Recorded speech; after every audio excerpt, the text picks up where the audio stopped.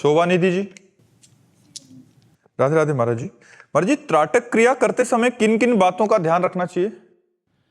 नाम जप करते हुए जहाँ हम त्राटक क्रिया कर रहे हैं उसमें नाम का दर्शन करना चाहिए। नाम जापक को मतलब राधा, अब एक बिंदु है, उस बिंदु में हम अपनी दृष्टि जमाएं और वहीं अपने आंखों के सामने राधा राधा राधा राधा। श्वास प्रश्वास की गति को लंबा खींचता रहे, लंबी श्वास, और धीरे जब छोड़े तो धीरे धीरे धीरे छोड़े, फिर धीरे धीरे श्वास प्रश्वास की गति पर शासन करे और एकाग्रता पूर्ण, और पलक न झपने पावे।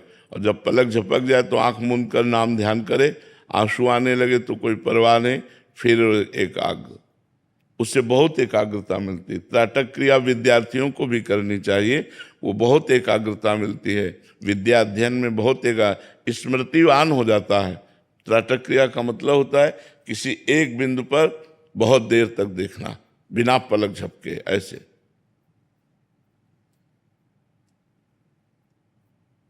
सामने हम नाम लिख रहे हैं और उसी में एकाग्र है, और जब परेशानी आंखों में महसूस होने लगे तो ऐसे मूंद ले,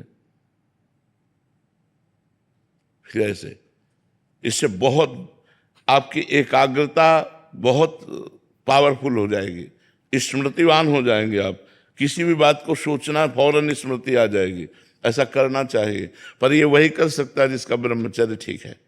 ब्रह्मचर्य ठीक नहीं तो सर में दर्द शुरू हो जाएगा और ठीक से चल ही नहीं पाएगा। ये साधन जो भी होते हैं अध्यात्म के, इनमें मूल में ब्रह्मचर्य चाहिए।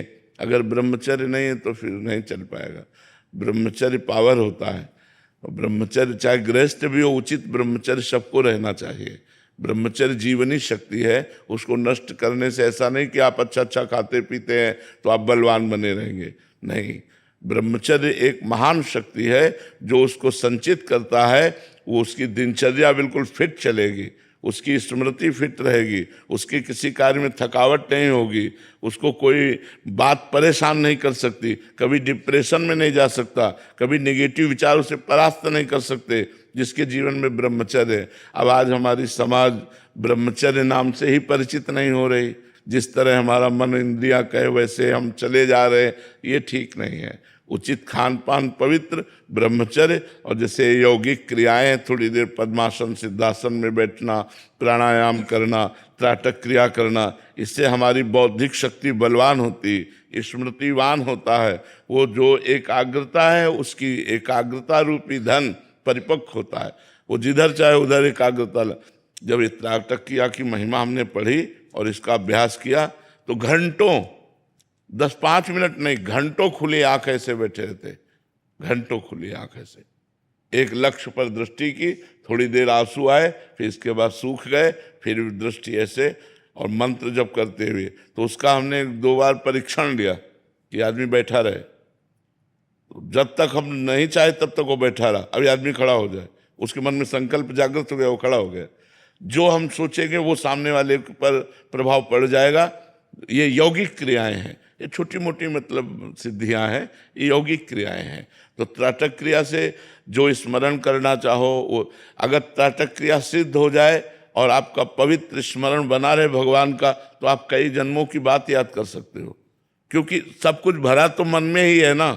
जितना खोल पाओ आप, आपके हृदय में ही सब कुछ भरा है, जितना आप खजाना खोल पाओ। बस नाम मंत्र ये तिजोरी की चाबी है।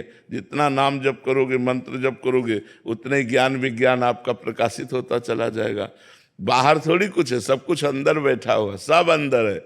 जब परमात्मा अंदर है तो ज्ञान विज्ञान सब अंदर है, और अंदर के ही ज्ञान से माया का नाश होता है, बाहरी ज्ञान से नहीं।